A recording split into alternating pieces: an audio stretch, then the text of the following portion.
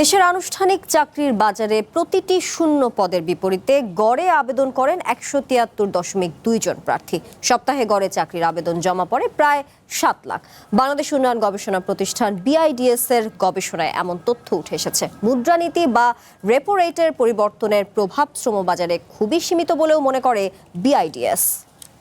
AKS অর্জন করল Guinness world records. AKS উচ্চ সুদহার ও স্থবির বিনিয়োগের কারণে দেশে বাড়ছে না কর্মসংস্থান, অথচ বাড়ছে চাকরি প্রার্থীর সংখ্যা। তীব্র হচ্ছে চাকরির বাজারের প্রতিযোগিতা। বৃহস্পতিবার রাজধানীর আগারগাঁওয়ে এক গবেষণার ফল প্রকাশ অনুষ্ঠানে এসব তথ্য তুলে ধরা হয়। এতে বলা হয়, বর্তমানে একটি পদের বিপরীতে গড়ে আবেদন করছেন 201 জন চাকরি প্রার্থী।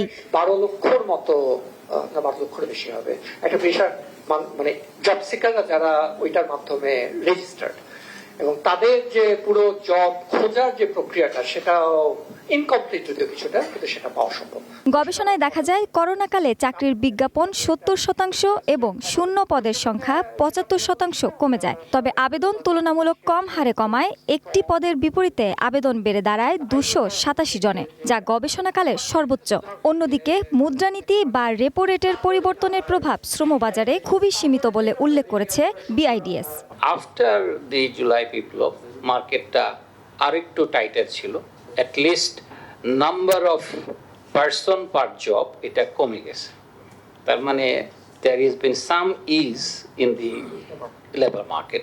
বাংলাদেশ পরিসংখ্যান ব্যুরোর হিসেবে দেশে বেকারের সংখ্যা 26,24,000। এর মধ্যে স্নাতক ডিগ্রিধারী বেকারের সংখ্যা 8,85,000। যত ধরনের তথ্যের উৎস আছে, ডেটা আছে, সেগুলোকে একটা কাজে লাগিয়ে আমাদের লেবার মার্কেটকে কি অবস্থায় আছে এই তথ্যটা মানুষের কাছে হাজির করতে পারাটা খুব দরকারি।